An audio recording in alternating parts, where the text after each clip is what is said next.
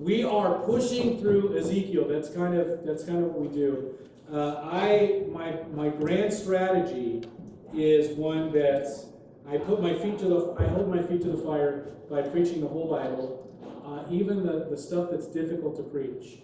And I'm saying that because this section that we're looking at right now is one of those sections that's going to be was kind of difficult. I looked at it and I said, oh my goodness, what we're going to talk about is very, I don't want to say boring because that's the wrong word, very detail-oriented, and it's really hard to get through it all. So I realized it almost looked like a 2-hour sermon, and I'm like, well, that's way too long. So then I even cheated. So halfway through the week, I just pulled up every pastor on YouTube that's preached in this area and to see what they did. And I got to tell you, they all made the choice that I don't want to. They made the choice where they just cherry pick. And they say a verse here, and then there's more stuff, and they cherry pick. And one of the problems with that is it puts the pastor's thumb on the scale way too much, I think. Because it makes it so that we end up preaching what we want to preach, and we get rid of stuff that we think is boring. But all the Bible's there for a reason. So what we're looking at here is we're looking at the temple in Ezekiel. And what I have here is one of the questions when we're looking at the temple in Ezekiel, or the temple and the priesthood, which we see in Ezekiel 40, 41, 42, and 43. In this section, is it a metaphor for the church, or is it just the millennial barbecue? I know you're like, oh, that's it, and I'm laying it out there for us to think about when we do this. Now, for all of us, part of the beauty of looking at all of Ezekiel, which by the way is one of the least preached through books, because it's so big and so long. And when people do it, they just do extras. But I don't think we can do that. I think what we want to do is we want to read the whole. And this is like when Timothy is told by Paul, read the word out loud to the people. So that's what we do. We struggle through it. This is where I'm going to read a lot of word to you, so stand by. I should add this. I'm almost nervous about doing it. We have an interactive service here, so if you have a question, throw it out. Just shout it out. That's what we like to do. We like to go through this. And I say that before we walk in these, and people are like, holy cow. What? Because boy, oh boy, this has been one of those that's had a lot of stuff. This right here is a general chart. Now, the reason I'm showing this chart right here is kind of a general feel of what we see. This is from what we saw last week. We were in Ezekiel 38 and 39. In there, it clearly shows a battle sandwich, if you will. It clearly shows that there is a point where what we think of the end times and the Antichrist and all that, the tribulation period that everybody talks about, that right there is a battle. But then Ezekiel 38 seems to say that right after that battle, there's this establishment of Jesus ruling and reigning, and then there's another battle on the other end. So like a battle sandwich. As a matter of fact, if you look at Revelation 20, that's exactly what you see in Revelation 20. Right after the Antichrist is dealt with is Revelation 20. Revelation 20, the Antichrist is dealt with, and then he's chained up, and then 1,000 years later, he's out on parole, and he leads the nations in a second battle. It's a battle sandwich. That's what we're talking about. That middle period right there is called the millennial reign. Now, this makes me what's called by some people a dispensationalist. I don't want to draw too many lines on it, but that's kind of, because I look at it and take it as a most literal way. Let me put a nod out to some other folks out there. There's another way that folks view this, and they have some scripture behind them, so I'm not throwing them off the bus. I'm just saying the other way that they'll view this is that they think that the millennial reign began when Jesus said, and they take Jesus at his word, when he says, all power and authority is given to me, therefore go and make disciples of all nations. They say that is when Jesus begins reign. Because he said, all power and authority is given to me. So then right now we're in the millennial reign of Christ. And people are like, well, then why are people knuckleheads? And you're like, well, part of it is because the church isn't doing its job and advancing the kingdom as we should. I think there's some good preaching points there, but I think literally I'm going to go with the literal read more often. So that's kind of the tribulation period. All of this comes back to that big word, eschatology. I've talked about it before. Eschatology is our belief in end times. And why we do eschatology, why we talk about it. I've mentioned before, for those of you that are visiting, I rarely preach end time stuff because it's so appealing. And I use the word sexy. It is sexy. It's one of those things that it's like a disaster movie. If you say you're going to preach end times, everybody shows up. Oh, we want to hear what it is. So because there's a temptation to do it, I really resist doing it because there's a popular appeal. So what I do is I preach it when it shows up. Because in many ways, here's the problem. The challenge with the eschatology lesson is that in many ways it doesn't lead itself to an application that's very readily available. I say, oh, the Antichrist will in tribulation period they'll persecute Christians. Therefore, don't lose your head and send you on your way. It doesn't. Whereas there's other stuff where you're like, oh, the parable of the talents. Use what I want use what I have from God to glorify God's kingdom. That's easily applicable. So in eschatology, it's in the Bible for another reason. It's not because it's an easy application. The reason eschatology is in there is to keep us from being misled. Because people will use ignorance of your belief in how things roll out at the end to mislead you. So for example, we started out, before we hit here, we were in 2 Thessalonians. There are people that will preach to people that, watch out, the Antichrist is coming to get you. And they'll have you afraid. According to 2 Thessalonians, who is scared of who? Is the church scared of the Antichrist? No. According to 2 Thessalonians, the Antichrist is scared of the church. We're the dangerous ones, not him. But what happens is, and the reason Paul had to write 2 Thessalonians, had to write letters to the church of Thessalonica anyway, was because people were even being misled all the way back then. They were like, hey, guess what? Jesus came back and you missed it. And they're like, oh man. So because they were blind and didn't have a good eschatology. So that's what we do. We do this. This is kind of like, I don't even want to. I don't want to, because it's such a loaded term now. This kind of inoculates us. I'll use that word. This sort of inoculates us from being, because, and if you look at your social media profile, somebody out there is like, hey, watch out, the world's falling.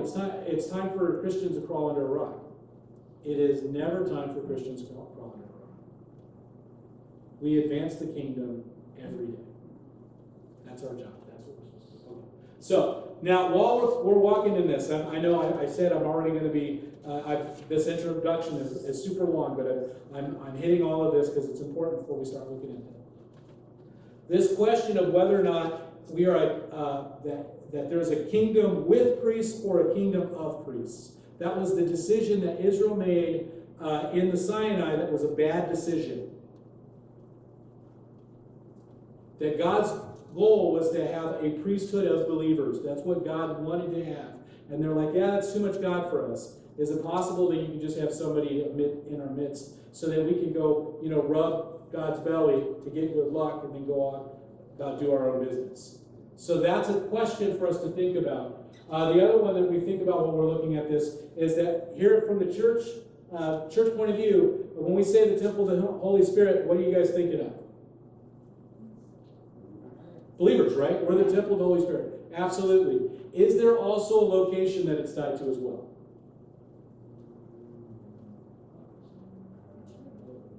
Ooh, it's a good question though, isn't it? Some models is think the tabernacle. The tabernacle was in the midst of God's people. So I don't want to say accidentally, that's not the right word. It happens to result, just because God's people are in a location, it's in that location. So yes, absolutely, the church is people. And when we gather together, there's a holiness of this space because God's people are here. So there is There's a location thing. But remember, was the temple God's eye? Was the physical, like the permanent location of the temple, God's idea? It was David, right? The Garden of Eden. But was it a building that they came up and tagged her, or was it the place where Adam and Eve lived? That's really it's a space. It had a physicalness because Adam and Eve have a physicalness, but it was it's the area in which he walked with Adam and Eve. And that's the idea. So when we look at this, when we look at the temple, especially when we look at Ezekiel's temple, we're looking in the millennial period, by the way. These are all factoring in there. The last one is, why do we have end times prophecy in the Bible? I told you kind of that inoculate us from being lost. The other reason that we have this kind of end times prophecy, because one way to view it is that it's like encased in glass, like, oh no, the Antichrist is here. Break out Revelation. What are we supposed to do? That's one way to view it. It's just like this in case of go there. I'm just going to throw this out there. I think that it's more than that. I think that really what it is it reveals some truth today. There are some elements that we're going to see in this that point to some truths about God. So we're going to look at all of that. Does that make sense? All right, so this third time through this, the reason I have those things printed out for you is because Ezekiel gives so many details. And I figured that it would be easy if you have something to put your eyes on as I'm reading some of the details. The other challenge that I made is that there's some symbology in the numbers. But the measurement that he used is cubits. How many of you are good with cubits? Visualizing cubits. Okay. This is a second language, or fourth language. Cubits is the distance between here and here. But here's the deal. The problem is we can't visualize it. So I had to make a choice. Do I give you the numbers where you're like, oh, 20 and 40. I see 40. 40 is like 40 days and 40 nights. 40 is like, so you would see those numbers for that, but it'd be hard for you to visualize what we're saying. So what I did is I went with the NLT, which is going to have it in feet. So if I said 10 and a half feet, you got 10 and a half feet. You're like, oh, I can see 10 and a half feet. Sorry. If I said 5 cubits, you're like, I don't get that. But here you go, 10 and a half feet. You're like, I know 10 and a half feet. So I'm going with that. So that's what we're going to do. All right, so that's all you guys ready? Here we go. This is the NLT version. Launch it right here. Ezekiel chapter 40, verses 1 through 3 on April 28th, during the 25th year of our captivity, 14 years after the fall of Jerusalem, the Lord took hold of me in a vision from God. He took me to the land of Israel and sat me down on a very high mountain. From there I could see toward the south what appeared to be a city. As he brought me nearer, I saw a man whose face shone like bronze, standing beside a gateway entrance. He was holding in his hand a linen measuring cord and a measuring rod. He said to me, Son of man, watch and listen, pay close attention to everything I show you. You have been brought here so that I can show you many things. Then you will return to the people of Israel and tell them everything you've seen. So for those that are jumping into this study here in Ezekiel, remember Ezekiel, some stuff that we have already covered. Ezekiel was trained to be a priest. 30 years old, when he should have started being a priest, he wasn't. He was an exile. He was never able to be a priest. So the imagery of the temple is something that's his heart language. So God sees this here. Should also say these are some images he's seen. Now, is the temple at this point existing anymore? No, it's been wiped out. So the first part of Ezekiel is like, hey, God's going to wipe out the temple. He's going to wipe out Jerusalem. He's already done that. So all the people are survivors of the temple being gone. So the first cluing word there is he says something that appeared to be. So is it physically in Jerusalem right now? No. So he's looking at something how it's going to be. By the way, it's the same sort of language he uses when he says somebody that appeared to be a man. If it appears to be a man, is it a man? Not quite. It's something else. So the man in the linen garments we've seen before in his visions. Anybody want to make a guess who that guy might be? Jesus, you made it! Whoa, congratulations. Yes, it is. He's the guy. So what's really great here is we're going to see he gets a millennial tour. He gets a tour of the millennial temple. Is really what he gets. And his tour guide is Well, I think that's neat, right? That's the guy who's measuring out space. See, look right here. He's doing all that. So there's some symbolism here, but there's also some really cool stuff happening. So, continuing on verse 5. I could see a wall completely surrounding the temple area. The man took a measuring rod with it. It was 10.5 feet long and measured the wall. That's the measuring rod. It was 10.5 feet long. And the wall was 10.5 feet thick and 10.5 feet high. Then he went over to the eastern gate. He climbed the steps and measured the threshold of the gateway. It was 10.5 feet front to back, and there was guard alcoves on each side. So if you see that kind of like it's like this entryway thing where you've got these little alcoves walking in. You've got some pictures there to see to help visualize.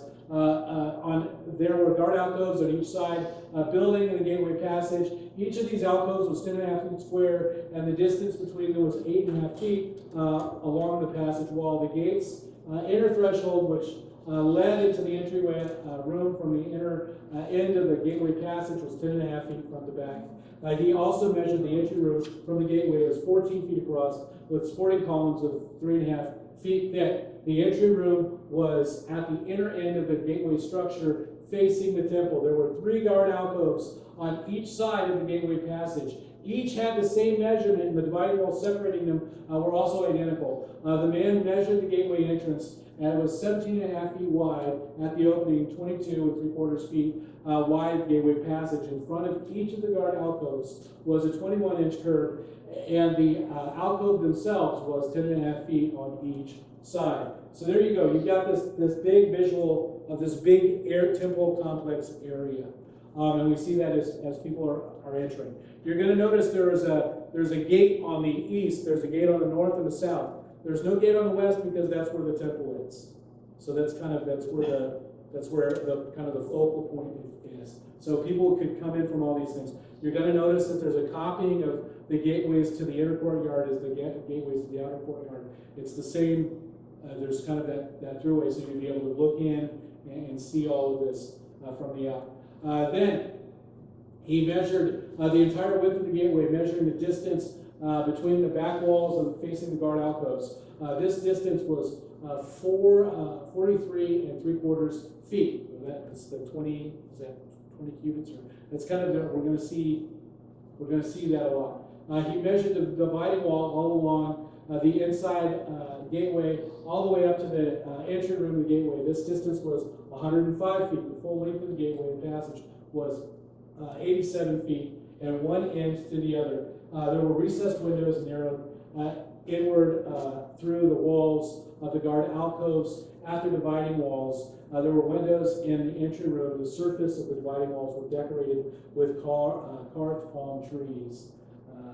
Then the man brought me through the gateway, through the outer courtyard of the temple. A stone pavement could run through the walls of the courtyard, and 30 rooms were built against the walls, opening onto the pavement. The pavement flanked the gates and extended out from the walls into the courtyard, the same distance as the gateway entrance. This was the lower pavement, and then the man measured across the temple's outer courtyard. Between the outer and inner gates, the distance was 175 feet. The man measured the gateway on the north, just like the one on the east. Here, too, there were 3 guard alcoves on each side, the dividing walls and the entry room, all measured, matched those of the east gateway. The gateway passage was 87.5 feet long and 43 3/4 feet wide between the back walls and facing the guard alcoves. The windows, the entry room, and the palm tree decorations were all identical in the east gate. There were 7 steps leading into the gateway entrance, and the entry room was in the inner end of the gateway passage. So here's what we've got. We've got all of this. If you notice, have you picked up some symmetry? Does it look like anything's accidental? Everything's laid out. It's laid out perfectly symmetrical. And that idea of perfect symmetry is something where you're like, wow, you look at this and you go, wow, God was really exacting it. It's also much bigger than what he would have experienced. I love the comparison size. So if you look right there, see where it says Solomon's Temple, the little orange one in the middle? You see that right there? It says Solomon's Temple? Yeah. That's the temple that he was in. That's the temple and courtyard that he was in. So what he's visualizing, he's seeing something much bigger. This is like maybe a comparison 21st century. You see an American football field right there?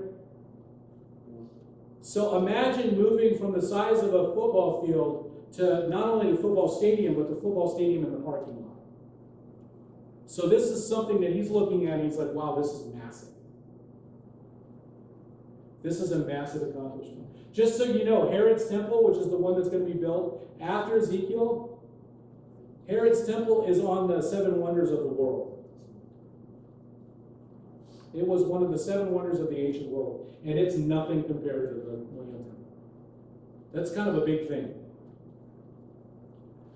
Here on the north side, just as on the east, there was another gateway leading to the temple's inner courtyard, directly opposite the outer gateway. The distance between the two gateways was 175 feet. Then the man took me around to the south gateway and measured in various parts. They had exactly the same as the others. It had windows along the walls, as the others did, and there was an entry room where the gateway passage opened in the outer courtyard.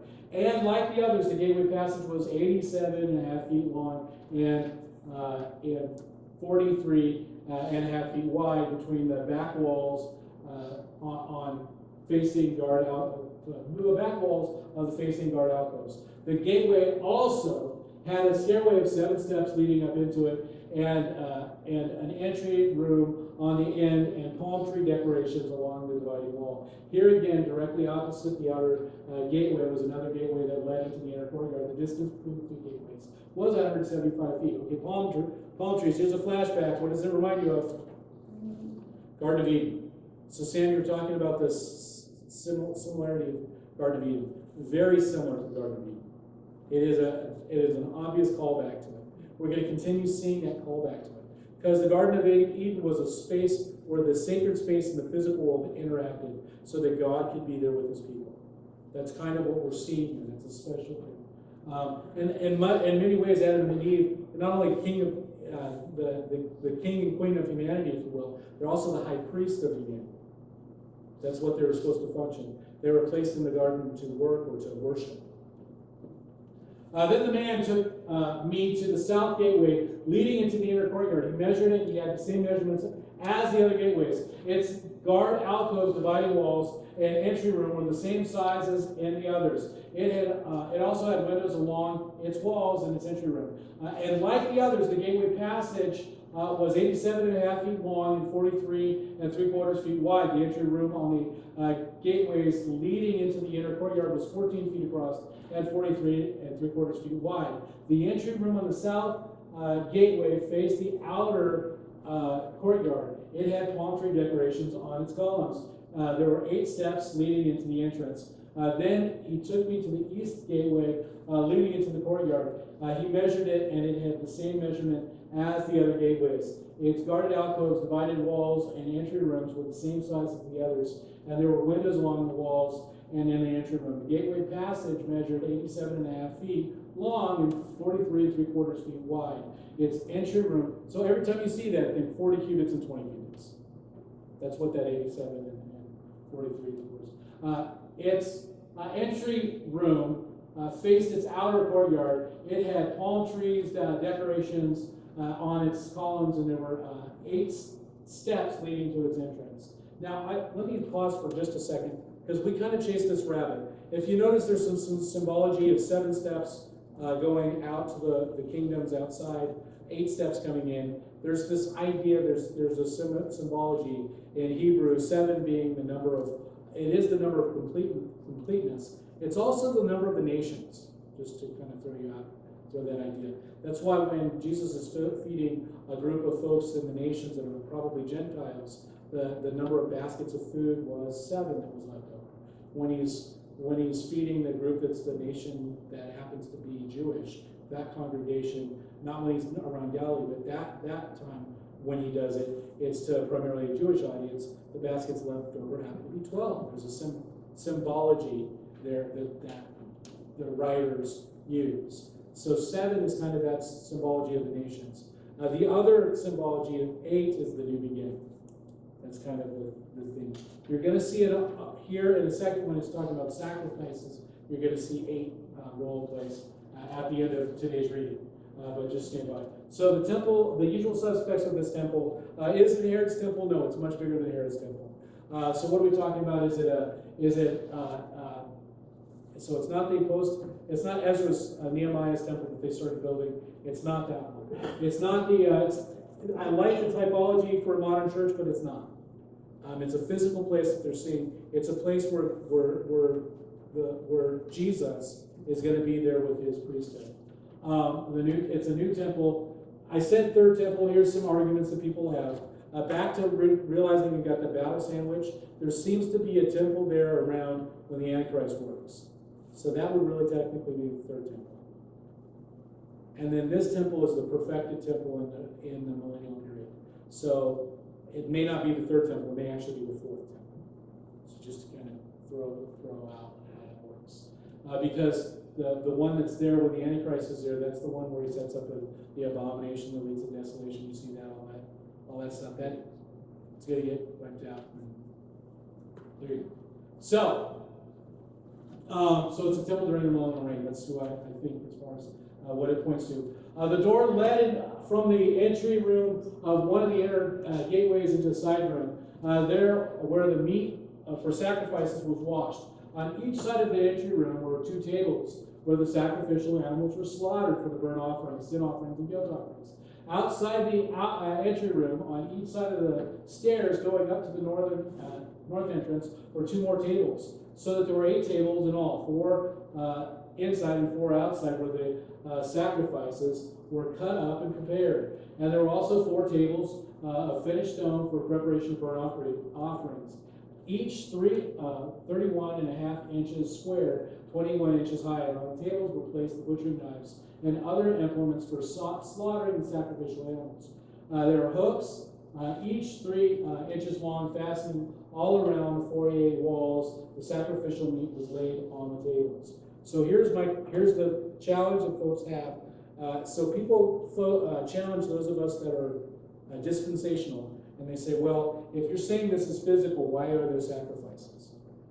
Doesn't Hebrews chapter 2 and 3 say that we don't do sacrifices because Jesus was the sacrifice?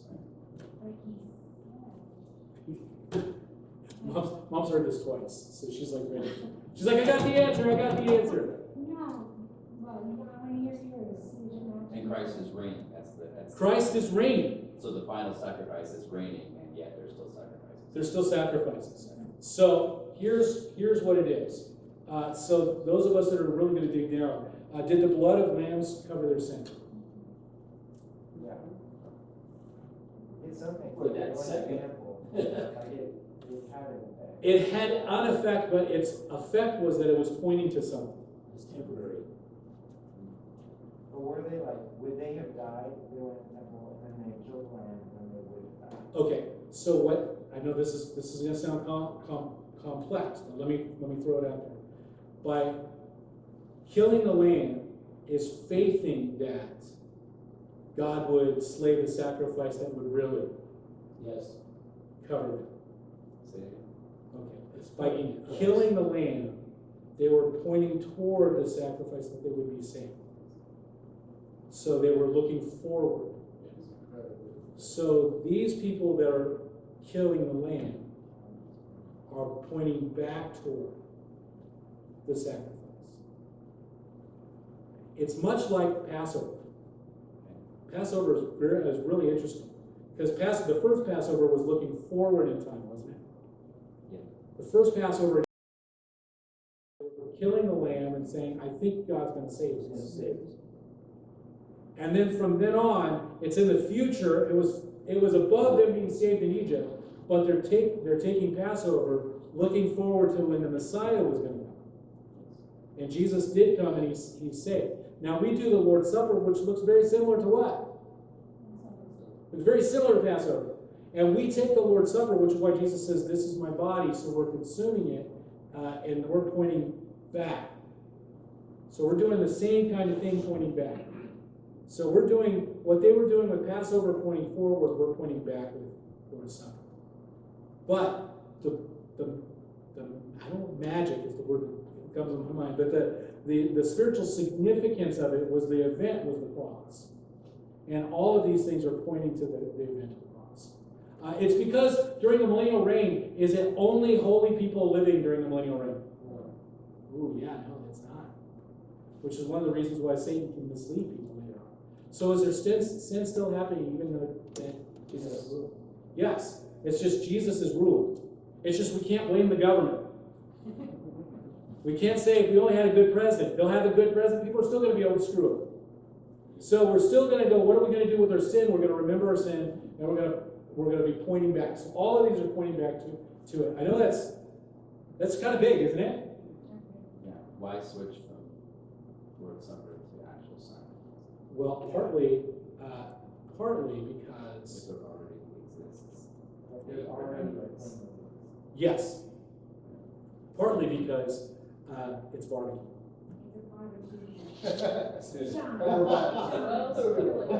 I mean, I hate to say that, but that's exactly what it is. It's because it's a barbecue. Because we keep seeing the end of the sacrifice being the cutting the neck of the lamb, but that's not the end of the sacrifice. The end of the sacrifice is God's people sitting around the table, consuming the lamb, remembering how God saved them and loved them. It's the fellowship afterwards. And these people, this priesthood that's here, who's eating the lamb, is celebrating. It's also the wedding feast. So these are butcher shops and delis. I mean, there's a sense in which they're looking. There's a sin element, just like, but it's also there's a fellowshipping with the lamb. It's the wedding feast.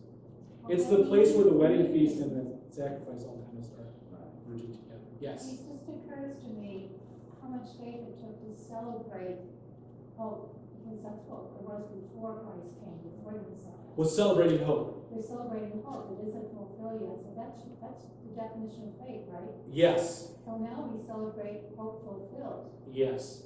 How much more fun? Yeah, and I like the fact that it's just going to be crackers and grape juice. But there's an element where it is all of it. It's also because it's so that we can, the people that are living in, it's like a perpetual Lord's Supper for the people that are living there for 1,000 years. So they're all rejoicing in this feast. So yeah, it is. So it's not a sacrifice in that. It's the challenge is it uses words that, because we're going to see sin offering, and it's a reminder that people are still sinful, and God still needs to clean stuff, or God still needed to do the cleansing work. I suppose the other thing they could do is just have like the Passion of Christ working, the crucifixion scene on loop perpetually. So when we screw up, we're like, oh yeah, that's right. That was a reminder of what Jesus did for us. Inside the inner courtyard. Oh, I could say this. The other problem is it's hard for us to do sacrifices now because there's no altar. So after 70 AD, the altar disappeared. So there's no place for us to do it. And one thing that the Old Testament is very clear is it's very bad for people just to set up their own altar. Yes. That's seen as a bozo no-no. It's one of the big ones. That's why Israel was wiped out. Should I get rid of my high place? Yes. Your high place as well. No high place.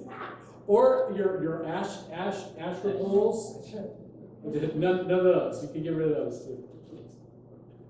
Inside the inner courtyard were two rooms, one beside the north gateway facing south, the other beside the south gateway facing north. And the man said to me, these rooms beside the north inner gate is for the priests who supervise the temple maintenance. The rooms beside the south inner gate is for the priests in charge of the altar, the descendants of Zadok. They are alone are the Levites who may approach the Lord to minister to him. Okay. Is this literal or figurative? Okay. There's an answer. It's an easy answer, but in order to get the answer, we have to take Revelation 20 in Hebrew and look at Hebrews, because it's clear. So Zadok, that may sound familiar to you. There was a person in the Old Testament, Zadok. So when all the priests got screwy and got crazy, Zadok was the righteous priest. By the way, his name means righteous. Yeah, and he's the one that's allowed to then, also him and his descendants are the righteous, he's the righteous priest. Now, if he was a king, he would be called Melchizedek, by the way. So the king of righteousness is Melech Zadok. So what you're like, I got it, I see. So here's the dealio. Ezra was thinking that people were going to be genetically traced back, do the Ancestry.com and say, look, 3,000 years ago, I had a righteous person in my ancestry. But that's not what Hebrews says. Hebrews says that Jesus is the high priest in the order of Melchizedek as the righteous king. And then we, the priesthood of believers, are then the priesthood of believers because we are in the order of the king righteousness, otherwise known as king righteousness, otherwise known as Melchizedek. Isn't that interesting? So we see all this. So now we see in Revelation where it says, and then the martyrs who gave their life during the tribulation period, who are raised up to then be priests for the Messiah during the millennial reign. You're like, oh, this all falls in line. It's all tied together. So that's what it is. So yeah, it's not people with, you're like, my RNA says I could be a priest. That's us. It's something, it's more than that. Then the man measured the inner courtyard, and it was a square, 175 feet wide, 175 feet across. The altar stood at the high courtyard in front of the temple. Then he brought me to the entry room of the temple. He measured the walls on either side of the opening of the entry room. They were 8 3/4 feet thick. The entrance itself was 24 and a half feet wide, and the walls on each side of the entrance were an additional 5 1/4 feet long. The entry room was 35 feet wide and 21 feet deep. There were 10 steps leading into it with a column on each side. After that, the man brought me into the sanctuary of the temple. He measured the walls on either side of the doorway, and it was 10 and a half feet thick, and the doorway was 17 and a half feet wide, and the walls on each side were 8 3/4 feet long, and the sanctuary itself was 70 feet long and 35 feet wide. And then he measured the sanctuary into the inner room, and he measured the walls on either side of the entrance, and they were 3 and a half feet thick. And the entrance was 10 and a half feet wide, and the walls on each side of the entrance were 12 1/4 feet long. And the inner room of the sanctuary was 35 feet and 35 feet wide.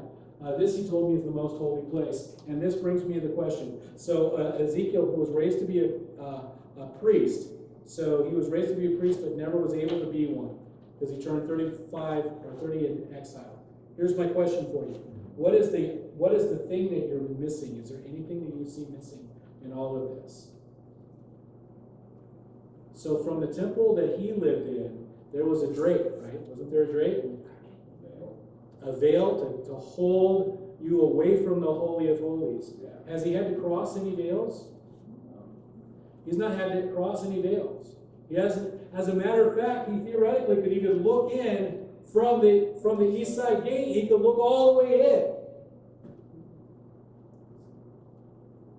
They're missing all of the things that said God is set off here, because really this is all a space that God roams. And what we see is these little busybody priests that are just busy. That sounds more busy, but I'm thinking like a beehive, busy bees. We're seeing all these priests running around and interacting with the king. It's a space where they can all walk with the king, and there's nothing that's set off. So the whole space is an area that he can be in. So it's the Holy of Holies here. It's a different sort of temple. Then he measured the walls of the temple, and it was 10 and a half feet thick, and there was a row of rooms alongside the outer rooms. Each room was 7 and a half feet wide. The other rooms were built into 3 levels, one above the other. There were 30 rooms on each level, sporting these side rooms rested in the interior edges of the temple walls. They did not extend into the walls. Each level is wider than the one below it to correspond to the narrowing of the temple wall as it rose higher. A stairway led up from the bottom level through the middle level to the top. I saw that the temple was built on a terrace, and there was provided a foundation for the side rooms. The terrace was 10 and a half feet high. The outer wall on the temple's side was 8 3/4 feet thick. This left room for an open area between the side rooms and the rows of rooms. Along the outer wall of the inner courtyard, the open area was 35 feet wide. It went all the way around the temple. 2 doors open from the side rooms into the terrace yard, and 8 3/4 feet wide. 1 door facing the north and the other south. A large building stood in the west facing the temple courtyard. It was 122 feet wide and 157 feet long, and its walls were 8 3/4 feet thick. The man measured the temple, and it was 175 feet long, the courtyard around the building, including the walls, also an additional 175 feet in length. The inner courtyard to the east side of the temple was also 175 feet wide, and the building to the west, including the 2 walls to the west, were also 175 feet wide. The sanctuary, the inner room, and the east room, and the exit room of the temple were all paneled with wood, as were the frames and recessed windows. The inner walls of the temple were paneled with wood above and below the window, the space above the door leading into the inner room, and its walls inside and out were also paneled. All the walls were decorated with carvings of cherubim with 2 faces. How many faces have we seen on cherubim so far? 4 so far. So this one is 2. So you're like, ooh, that's something different. So now cherubim have been guarding the holy space, right? It's always been cherubim have been guarding the holy space. Whether it was God's little war chariot that we saw at the beginning of Ezekiel, whether it's the Garden of Eden, it's cherubim that are set on the outside, whether it's the cherubim that are setting up on the ark, it's the same sort of thing. So that it's a cherubim with 2 faces, you're like, ooh, this is, I wonder what this is. So one face was that of a man looked toward the palm tree on one side, and so again, it's called back to the garden, it's called back to the ark. But hold on, the other face was that of a young lion. You're like, wait, a lion and a man. Who does that sound like? You're like, oh, I know this cemetery. I got this one. Because now the person that's guarding the holy place is Jesus. Which, by the way, he guards the city. And when the army of God shows up, who is it that defends the city? The cherubim, the 2-faced cherubim, or Jesus. So we see God. That was yes. Moving. There was a square columns on the entrance of the sanctuary, and the ones at the entrance of the most holy place were similar. There was also an altar made of wood, 5.5 feet high and 3.5 feet across. Its corners and base and sides were all made of wood. This, the man told me, is the presence that stands, the table that stands in the Lord's presence. Okay, so both the sanctuary and the most holy place had double doors, each with 2 swinging doors. The doors leading into the sanctuary were decorated with carved cherubim and palm trees, just as on the walls. There was a wooden roof at the front of the entry room of the temple. On both sides of the entry room were recessed windows decorated with carved palm trees. The side rooms along the outside walls also had a roof. Then the man led me to the temple courtyard by way of the north gateway. We entered the outer courtyard and came into a group of rooms against the north wall of the inner courtyard. The structure, whose entrance opened toward the north, was 175 feet long, 85.5 feet wide. 1 block of rooms overlooked 35-foot width of the inner courtyard. Another block of rooms looked out onto the pavement of the outer courtyard. The 2 blocks were built 3 levels high and stood across from one another. Between the 2 blocks of rooms ran a walkway 17.5 feet wide. It extended the entire 175 feet of the complex, and all the doors faced north. Each of the 2 upper levels of the rooms were narrower than the one beneath it because the upper levels had to allow for space for the walkway in front of them. Since there were 3 levels and they all didn't have support columns on each, as in the courtyard, each of the upper levels was set back in the level beneath it. There was an outer wall that separated the rooms from the outer courtyard. It was 87.5 feet long. This wall added length to the outer block of rooms, which extended only 87.5 feet, while the inner block, the rooms toward the temple, extended 175 feet. There was an eastern entrance on the outer courtyard for these rooms. On the south side of the temple, there were 2 blocks of rooms just south of the inner courtyard, between the temple and the outer courtyard. The rooms were arranged just as the rooms in the north, and there was a walkway between the 2 blocks of rooms just as the complex on the north side of the temple. The complex of rooms was the same length of width as the one another, and they had the same entrances and doors. The dimensions of each were identical, and they were all the entrance to the wall facing the doors of the inner block of rooms, and another one on the east at the end of the inner walkway. Then the man told me, these rooms overlook the temple from the north and south are holy. The priests who offer sacrifices to the Lord will eat the most holy offerings here. All right, so what we have is we have dining rooms, we have barracks, we have all this, because what's going to be happening? People are going to be eating together. They're going to be eating in the midst of God's company. People are living here in this space. This is a sacred space to live. And who? It's the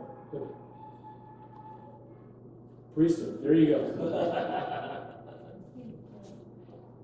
All right, and because, there you go. And because rooms are holy, they will be used to store sacred offerings, the grain offerings, sin offerings, guilt offerings. When the priests leave the sanctuary, they must not go directly into the outer courtyard. They must take off their clothes that they wore while ministering, because the clothes are holy. They must be put on other clothing before they enter parts of the complex open to the public. When the man had finished measuring the inside of the temple area, he led me through the east gateway to measuring the entire perimeter. It measured the east side with its measuring rod, and it was 875 feet long. And it measured the north side, and it was 875 feet. And the south side was also 875 feet. The west side was 875 feet. So the area was 875 feet on each side, with a wall around it to separate what was holy from what was common. Let me stop for a second. So we notice there's a holy space so this is an argument that this is the millennial temple, that there's still nations living around and all this sort of stuff. I hate to chase this for a second, but let me just give a nod to it. I've mentioned this several times over the last few months. We continue to use the wrong thing and say that what we need to get people to do is believe in Jesus. We don't need to get them to believe in Jesus. Belief in Jesus doesn't save. Submission to Jesus saves. Confess with your mouth that Jesus is your Lord. The problem in the millennial period is everybody believes in Jesus. Everybody believes in Jesus, but holiness is still not happening in some places because some people are not submitting to Jesus. We're going to take that little jump out for a second. Just like in the church today. What? Yeah, what? So just like in the church today. Yes. All right, so it's going to close, and just 43 closes with the glory of God showing back up here. After this, the man brought me back around the east gateway, and suddenly the glory of God of Israel appeared from the east. The sound of the coming was like the roar and rushing waters. The whole landscape shone with his glory. The vision was just like the others I'd seen. First at the Kidron River, and then when he came to destroy Jerusalem. I fell on my face, and the glory of the Lord came to the temple through the east gateway. And so God's glory was invested in this place, but it's also his people. This was the lesson that he learned at first, was his people, God's people were out by the river outside Babylon. And what happens is he sees God's glory coming to his people, which is different than what he understood things. He's like, why is God's glory here, not at the temple? Because it's not necessarily tied to location. Here it's tied to location, but part of it, the reason it's tied to location is his priesthood is here. God's still working in the midst of his people. Then the Spirit took me up and brought me into the inner courtyard, and the glory of the Lord filled the temple. And I heard someone speaking to me from within the temple, while the man who had been measuring stood beside me. The Lord said to me, Son of man, this is the place of my throne, and the place where I will sit, I will rest my feet. I will live here forever among the people of Israel. They and their kings will not defile my holy name any longer by their adulterous worship or other gods, worship of other gods, or by honoring the relics of the dead of their kings who have died. They have put their idols altars right next to mine, with only a wall between them and me. They defiled my holy name by such detestable sin. So I consumed them in my anger. And now let them stop worshiping other gods and honor the relics of the kings, and I will be among them forever. Okay, so the good news is we see the Lord, the priests, their leaders, everybody all coming to submit to God during this period. Son of man, describe to the people of Israel the temple that I've shown you, so that they will be ashamed of all their sin. Okay, so Ezekiel was told to describe it to the people. So if you're like, boy, this sermon's really long, why are you describing it to me? I was told to. Let them study its land. Let them be ashamed of what they did. Describe to them all the specifications. Why did I skip the numbers? Because here it is. Including its entrances, its exits, and everything else about it. Tell them about its decrees and laws, right down to all these specifications, the decrees as they watch, so that they'll be sure to remember and follow them. And this is the basic law of the temple. Absolute holiness. So how holy you got to be there? You got to be absolutely holy. The entire top of the mountain where the temple is built is holy. Yes, this is the basic law of the temple. These are the measurements of the altar. There's a gutter all around it, an altar 21 inches deep, 21 inches wide. It's curved 9 inches wide around from its edge. This is the height of the altar. From the gutter, the altar rises 3.5 feet to the lower ledge, and it surrounds the altar 21 inches wide. From the lower ledge to the altar rises 7 feet to the upper ledge. That is also 21 inches wide. The top of the altar, the hearth rises another 7 feet higher. The horns rising up from each of the four corners. The top of the altar is squared, measuring 21 feet by 21 feet. If Sean was here, look to Sean. He had Sam and Sean. I bet you. No, I was just going to point right here. I was going to go, hey, it's going to get hard for him right here. The upper ledge also formed a square measuring 24.5 feet, 24 feet, and 21 inch gutter along the 10.5 inch curve all around the edge. These steps going up to the east side of the altar.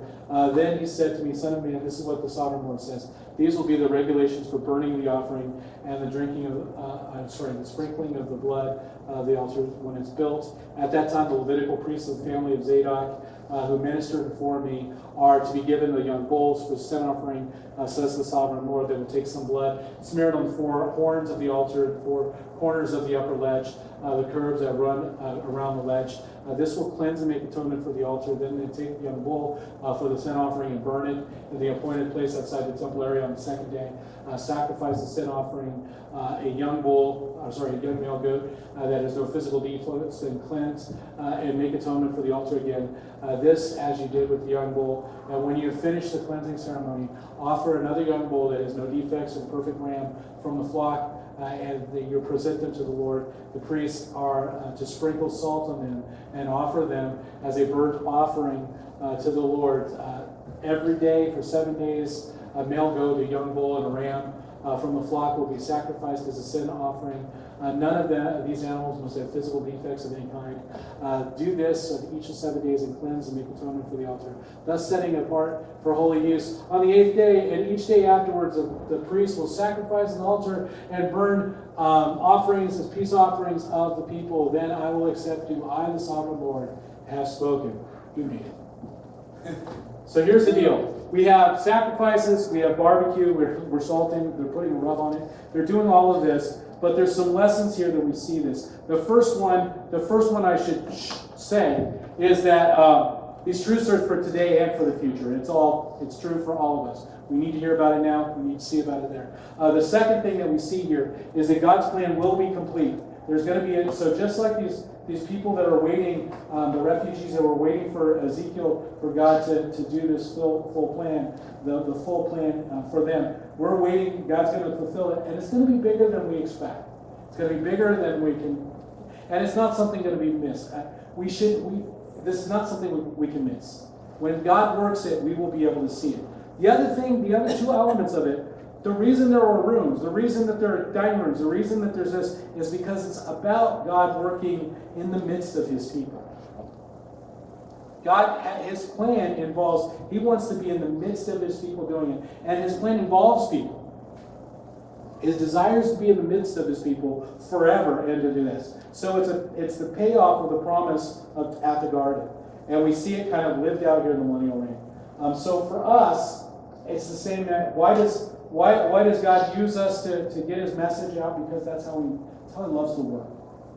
He loves to work with and in the midst of his people. No, you guys made it through. We are almost through Ezekiel. We've got one more week of this, and then we're going to go do something easy like Daniel. And then we'll be good with this. I'm glad you made it. Let's go to the Lord in prayer. Heavenly Father, we thank you as we look at all these dimensions and how thorough you were. It's a reminder that your plan will be fully, completely worked out. We look at this thing and we see that there's really no space for those that are working in your glory. Those people, those priests of Melchizedek, those people that are there, they're living and working in your space, in your glory. Just as Adam and Eve were to do in the garden, where we look at expectation where we could do this in the physical world in an even stronger and more powerful way that we will do in that millennial period.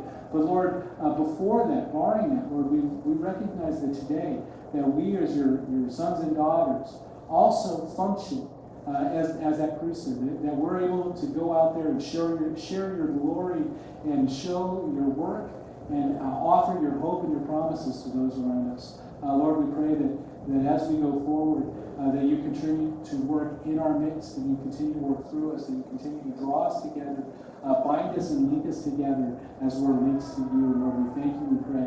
In Jesus' name, amen. The last thing I send you is the blessing from number 6. I pray the Lord bless you and keep you, that he makes his face to shine upon you, that he's gracious to you and grants you peace. Amen. Amen.